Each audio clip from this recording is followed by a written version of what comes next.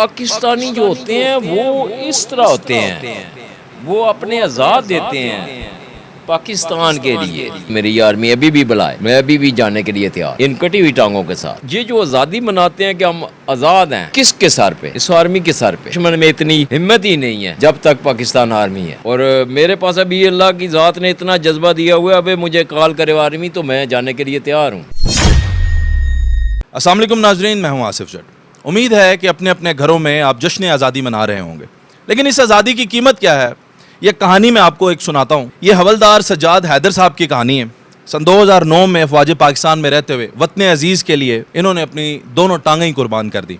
اور جذبہ یہ ہے کہ مجھے ابھی کہہ رہے تھے کہ آصف، اگر مجھے آج بھی موقع ملے اور میری افواج مجھے آج بھی بلا لے تو میں وطن کے لیے حاضر ہوں. ان دونوں ٹانگوں کے بغیر بھی ان کے اندر کتنا زیادہ جذبہ ہے، آپ اندازہ یہ لگائیں کہ ان کے باوجود کہ ان کی دونوں ٹانگیں نہیں تھیں، پھر بھی انہوں نے 6 سال ایک فوجی اسکول کے اندر بھی خدمات سر انجام دی، جو ان کے گھر سے 100 کلومیٹر دور تھا. اور 100 کلومیٹر یہ جاتے تھے اور آتے تھے، ٹانگیں نہیں ہیں. تو آپ سوچ سکتے ہیں کہ آزادی کی قیمت کیا ہے. ان کے ساتھ ہوا کیا معاملہ تھا، جاننے کی کوشش کرتے ہیں. السلام علیکم. وعلیکم السلام. مجھے بڑا فخر ہے کہ میں آپ کے ساتھ بیٹھا ہوں. وجہ یہ ہے کہ لوگ ہمیں سوشل میڈیا پہ فالو کرتے ہیں اور بعض اوقات کہتے ہیں کہ آپ ہمارے ہیرو ہیں یا آئیڈیل ہیں. میں آپ کو یہ کہنا چاہتا ہوں، آپ ہمارے ہیرو ہیں، سروں کا تاج ہیں. ہم ناقص ہیں، آپ اصل ہیں. میں حوالدار Sajjad Haider Baig 15 lancer care of 102 armour regiment LAD کا نمائندہ ہوں. اور مجھے موقع ملا تھا سوات آپریشن میں المیزان الراس سوات آپریشن میں جانے کا. تو وہاں پہ جب میں پہنچا ہوں تو میرے ساتھ تھوڑا سا حادثہ ہو گیا تھا، کریش انجری ہو گئی تھی. کہ آرمی کا وہ ٹینک تھا وہ میں نے ٹھیک کیا ایز اے بیسر وہیکل مکینک ہوں میں، ٹینکوں کو ٹھیک کرنے والا. تو جس ٹینک کو میں نے ٹھیک کیا اس کی ہم ٹرائی لے رہے تھے، تو اس ٹرائی کے دوران ڈرائیور سے وہ ٹینک کنٹرول نہیں ہوا اور اس نے وہ دریا میں گرا دیا. کریش انجری ہو گئی. اس کے چین کے نیچے انفارچونیٹلی میری دونوں ٹانگیں آ کے ضائع ہو گئی. اور پھر میں نے کم از کم کوئی 2 سال ہاسپٹلوں میں گزارے ہیں. وہاں سے جب آپ گرے اور یہ انجری ہو گئی، کتنا فاصلہ تھا زمین کی سطح سے، کتنے نیچے آپ گرے؟ وہ تقریباً 300 فٹ نیچے تھا سوات والا دریا. اور اس کی سپیڈ اتنی تھی کہ ایک ٹینک کا وزن ہوتا ہے 40 ٹن. تو اس 40 ٹن ٹینک کو اس پانی نے اٹھا لیا. اس سے تقریباً کوئی 100 میٹر دور دریائے نیلم تھا، جہاں پہ چیز چلی جائے تو وہ ملتی نہیں ہے. لیکن اس کی قسمت ٹینک والے کی اس طرح کہ وہ اس کی جو گن ہے وہ بڑے بڑے پتھروں میں پھنس گئی ہے اور اس کے اوپر سے پانی گزرنا شروع ہو گیا. اور وہ 300 فٹ نیچے جا کے بھی وہ بچ گیا ہے. ہم 2 بندے اس کے اوپر بیٹھے ہوئے تھے. میں نے نا بچنے کے لیے، رات کے 11:30 کا ٹائم تھا، گپ اندھیرا تھا، بچنے کے لیے چھلانگ لگائی. تو اپنی طرف سے تو کافی سپیڈ سے یہاں بڑی دور تک چھلانگ لگانے کی کوشش کی، لیکن انفارچونیٹلی اس کا جو چین تھا وہ میری ٹانگوں کے اوپر آ کے گرا اور اس نے میری... وہاں سے اسپتال بہت دور رہا ہوگا، تو ریسکیو ہونے میں آپ کو کتنا ٹائم لگا؟ وہاں پہ پھر بشام سول ہاسپٹل میں مجھے اٹھا کے لے گئے ہیں. وہاں پہ انہوں نے مجھے تھوڑی بہت ٹریٹمنٹ کی. اور وہاں سے ہیلی اترنے کی جگہ نہیں تھی جس جگہ پہ میرا ایکسیڈنٹ ہوا بشام میں. تو وہاں پہ گاڑی پہ مجھے ڈال کے تو ایبٹ آباد CMH میں لے کے آئے ہیں، جو کہ کم از کم 6.5 گھنٹے کا سفر ہے بشام سے لے کے. ہوش و حواس میں کٹی ہوئی ٹانگوں کے ساتھ 6 گھنٹے؟ میں نے کٹی ہوئی ٹانگوں کے ساتھ 6.5 گھنٹے ہوش و حواس میں گزارے ہیں. اور وہ جو 6.5 گھنٹے کا سفر تھا میرے لیے ایسے ہی تھا کہ ابھی ڈیتھ ہوتی ہے، ابھی ڈیتھ ہوتی ہے، اس طرح کا ساتھ. لیکن اللہ نے لکھی ہوئی، لیکن اللہ نے زندگی بچا لی، بس شکر الحمدللہ.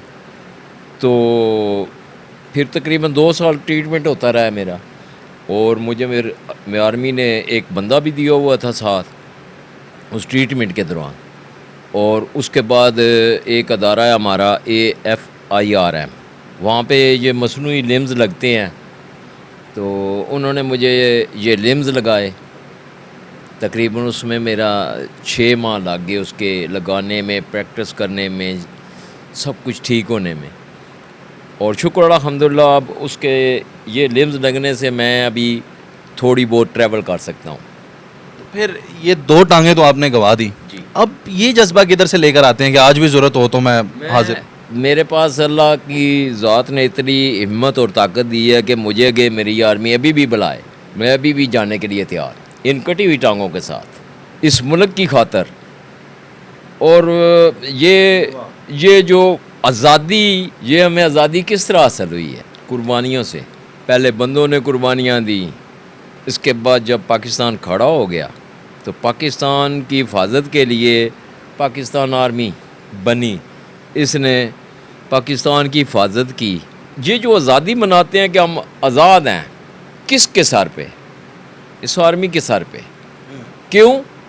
یہ آرمی بارڈروں کے اوپر ہم طرح کے لوگوں کی جو ہے یہ جس نے اپنی ٹانگیں دی ہیں، جو شہید ہو گیا ہے، ان کی وجہ سے آپ لوگ جو پاکستان کی عوام ہے وہ میٹھی نیند سوتی ہے رات کو، ان کو کوئی خطرہ نہیں ہے کہ دشمن ان کے اوپر بمباری کر دے گا، فائر کرے گا، لیکن جو دشمن میں اتنی ہمت ہی نہیں ہے جب تک پاکستان آرمی ہے۔ اور میرے پاس ابھی اللہ کی ذات نے اتنا جذبہ دیا ہوا ہے، ابھی مجھے کال کرے آرمی تو میں جانے کے لیے تیار ہوں۔ اور یہ جو ابھی پاکستان کے اندر یہ واقعات ہوئے ہیں 9 مئی والے، ان میں وہ جلاؤ گراؤ تاریخی عمارات کو انہوں نے جلا دیا ہے، اگر میں سمجھتا ہوں وہ پاکستانی نہیں ہے۔ پاکستانی جو ہوتے ہیں وہ اس طرح ہوتے ہیں، وہ اپنے آزاد دیتے ہیں پاکستان کے لیے، اپنے آزاد دیتے ہیں۔ کیوں؟ اس ملک کی طرف کوئی میلی آنکھ سے بھی نہ دیکھ سکے۔ اور ہمارے ملک کے اندر ہی اس طرح کے بندے، ان کو صحیح قانون کے مطابق سزا ملنی چاہیے، ان لوگوں نے جو یہ ابھی کیا ہے۔ اچھا، اب سوال یہ پیدا ہوتا ہے آپ سے کہ آپ نے اپنی دونوں ٹانگیں دے دی، جی اس وطن عزیز کے لیے جان بھی دینے کے لیے تیار ہے، جی بالکل۔ تو اب سوال یہ پیدا ہوتا ہے اس نذرانے کے بدلے میں جو حکومت پاکستان ہے یا جو ہمارا ادارہ ہے آرمی کا، اس نے آپ کی ٹیک کیئر بھی کی ہے کہ اب اتنے 13 سال ہو گئے ہیں، 14 آپ کو؟ شکر الحمدللہ۔ ابھی بھی ریسنٹلی میں ابھی راولپنڈی میں گیا تھا وزیر اعظم صاحب سے ملنے کے لیے، تو انہوں نے ہمیں بہت لک آفٹر کی ہے۔ اس سے پہلے آرمی ہمارا پورا خیال رکھ رہی ہے، ہر طرح کی سہولت دے رہی ہے، لیکن اس کے لیے جان دینے کے لیے بھی تیار ہے۔ اگر وہ ہمیں اتنی سہولت دے رہی ہے تو ہم جان دینے کے لیے بھی تیار ہیں۔ کسی کو بولے نا کہ آپ کی ایک یہ ہاتھ کی ایک انگل کاٹ لیں، اگر آپ کو 2 لاکھ روپے دیں گے، بندہ کہے گا یار انگل نہیں، میں یہ انگلی تو نہیں دے سکتا، مجھے نہیں چاہیے 2 لاکھ۔ اگر ہمیں وہ سہولتیں دے رہی ہے پاکستان آرمی تو ہم اپنی جانوں کی نذرانے کے لیے بھی تیار ہیں نا۔ جی، ہم وقت دن رات کے کسی گھنٹے میں جب بھی ضرورت پیش آتی ہے، سیسا پلائی ہوئی دیوار بن کے کھڑے ہو جاتے ہیں۔ بالکل ٹھیک جناب والا، یہ جذبہ دیکھا آپ نے ان کا، اور انہوں نے کہا کہ پاکستانی تو وہ ہوتے ہیں جو اپنے آزاد دیتے ہیں وطن کو، تاکہ وطن کی تاریخی عمارات کو جلائیں، گراؤ تروڑ پھوڑ، شہداء کی بے رحمتی کرنی ہے ان کی، یہ کہاں پہ لکھا ہے؟ نہیں، یہ بالکل بھی درست نہیں ہے۔ تو اپنے اعضاء بھی اس وطن کے لیے حاضر، اپنی جان بھی اس وطن کے لیے حاضر، یہ ہے جذبہ ایک سچے پاکستانی کا، اور اسی جذبے سے یہ پاکستان بنا تھا، اسی جذبے سے یہ پاکستان قائم ہے، اسی جذبے سے عظیم بنے گا۔ اور ہم نے مل کر اپنے شہداؤں کو، اپنے غازیوں کو جو ہے وہ سراہنا ہے، ان کو اپریشیٹ کرنا ہے اور تسلیم کرنا ہے کہ انہوں نے وطن کے لیے قربانیاں دی ہیں، تو ہم آج فخر سے سر بلند کر کے کہتے ہیں کہ ہم آزاد ہیں۔ کہ 1965 میں 1971 میں پاکستان کی عوام نے فوج کا اتنا ساتھ دیا ہے کہ وہ ان کے ساتھ لاٹھیاں اور ڈنڈے لے کے کھڑے ہو گئے ہیں. بالکل ایسا.